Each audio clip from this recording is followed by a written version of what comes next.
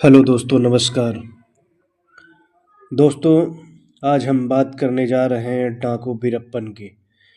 दोस्तों, वैसे तो भारत की धरती पर एक से बढ़ के एक डाकू रहे, लेकिन दक्षिण भारत में एक ऐसा डाकू हुआ जिसने 20 सालों तक तमिलनाडु और कर्नाटक के जंगलों में ऐसा आतंक मचाया कि उसका नाम सुनते ही लोगों की रूह कांप जाती थी।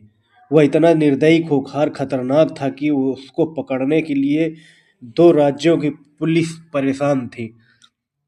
10 साल की उम्र से ही वह इतना पॉपुलर हो चुका था कि कोई उसे डीमन कह कर पुकारता तो कोई रॉबिन हुड बोलता था। अपनी जुर्म की दुनिया में उसने लगभग 184 लोगों को मौत के घाट उतारा था, जिसमें आधे से ज़्यादा फॉरेस्ट गार्ड और पुलिस वाले थे। इसके अलावा उसने लगभग 2000 हाथियों को निर्मम तरीके से शिकार किया था और उसके दांतों को तस्करी करता था। हाथी के दांत की तस्करी से लेकर चंदन की लकड़ी की तस्करी से उसने बेशुमार दौलत कमाई। वह खूंखार दिखने के लिए लंबी मूछें रखता और लोगों को मारकर उनके सर से फुटबॉल खेला करता था। एक उसने कन्नड़ सिनेमा के हीरो राजकुमार को किडनैप किया और एक बार कर्नाटक के मंत्री नगप्पा को किडनैप किया था और दिन दहाड़े उसकी हत्या कर दी थी।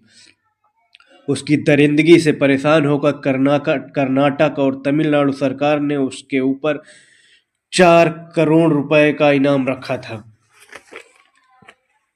20 सालों में उसके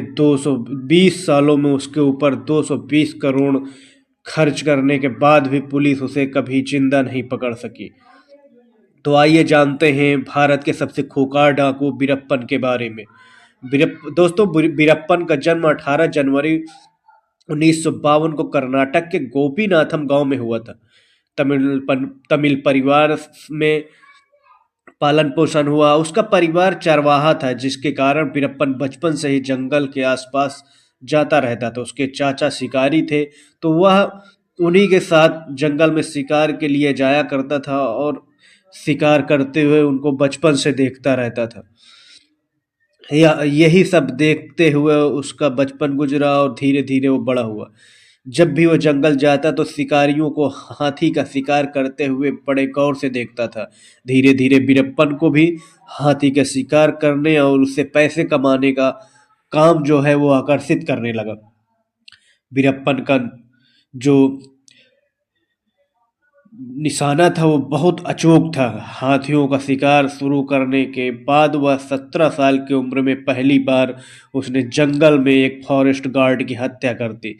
शुरू में वह अपने चाचा के लिए काम करता था, लेकिन बहुत ही जल्द वो अलग होकर खुद की एक गैंग बना लेता है। अब धीरे धीरे पुलिस की नज़रों में चढ़ने लगा था। साथ ही वीरप्पन का कद पहले से ज़्यादा बढ़ गया था। पहले से तस्करी कर रहे तस्करों से ऊपर कद बढ़ने के साथ साथ वीरप्पन को उनकी जो तस्करी थी वो भी खटकने लगी। अब पहले से जो मौजूद तस्कर थे वो वीरप्पन को ख़त्म करने की साजिश करना शुरू कर दिए। अब जब भी वीरप्पन कोई डील करता तो उसकी खबर पुलिस को पहले से ही लग जाती थी, जिसके कारण वीरप्पन को डील छोड़कर बीच में ही जंगल की ओर भागना पड़ता था। अब वीरप्पन की कमाई इस तरह धीरे धीरे कम होने लगी, जिससे वह और ही ज़्यादा खूंखार रूप धारण कर लेता है और जिन जिन लोगों ने पुलिस की मुखबरी की थी उनको सभी को चुन चुन कर बड़ी बेरहमी से मार देता है। अब केवल जंगल ही नहीं, आसपास के गांव जंगल हर जगह उसका खौफ बढ़ गया था। लोगों के दिल और दिमाग में इतना खौफ बैठ गया था कि अब उसकी मुखबरी करने को कोई तैयार ही नहीं होता था। अब उसकी गैंग में करीब 100 लोग हो चुके थे। उसके पहले से मौजूद डाकुओं की गैंग को धीरे धीरे वीरप्पन ने खत्म कर दिया। हाथी का शिकार करने के लिए जंगल में जहाँ जहाँ पानी रहता था वीरप्पन वहाँ अपने आदमी लगाता था। उसको पता था कि जब हाथी पानी पीने आएगा तो शिकार करने में आसानी होगी। और हाथी जब पानी पीने आता था तो बीरप्पन हाथी के सिर पर गोली मारता था और फिर दांत निकाल कर उसकी तस्करी करता था। हाथियों की संख्या धीरे धीरे घटनी शुरू हो गई तो कर्नाटक और तमिलनाडु सरकार ने हाथी के दांत से बने प्रोडक्टों की बिक्री पर रोक लगा दी और जंगल में फॉरेस्ट गार्ड की तैनाती ज़्यादा कर दी। अब बीरप्पन को काफ़ी नुकसान होने लगा और उसकी कमाई दिन पर दिन घटने लगी, जिससे वो काफ़ी परेशान हो गया। फिर वो दूसरा रास्ता खोजता है चंदन की लकड़ी की तस्करी का। वो धीरे धीरे चंदन की लकड़ी तस्करी शुरू कर देता। बीरप्पन अपने जीवन में लगभग 10,000 टन चंदन की लकड़ी काट कर बेचता है, जिसकी कीमत उस समय में लगभग 2 अरब रुपए थी। अब तमिलनाडु सरकार, कर्नाटक सरकार परेशान होने के बाद एक पुलिस अधिकारी श्रीनिवास को तैनात करते हैं। 1991 में बीरप्पन ने सरेंडर के बहाने पी श्रीनिवास को बुलाया कि मैं सरेंडर करना चाहता हूँ, आप अकेले आइए। बीरप्पन के इस जाल में पी श्रीनिवासन फंस गए और जैसे ही अकेले जंगल में गए तो बीरप्पन उनको बड़ी बेरहमी से मार डाला और उसके सर के साथ साथियों के साथ फुटबॉल खेला करता था। इस घटना के बाद पूरा देश दहल गया। फिर कर्नाटक और तमिलनाडु सरकार ने मिलकर 1992 में एसटीएफ का गठन किया।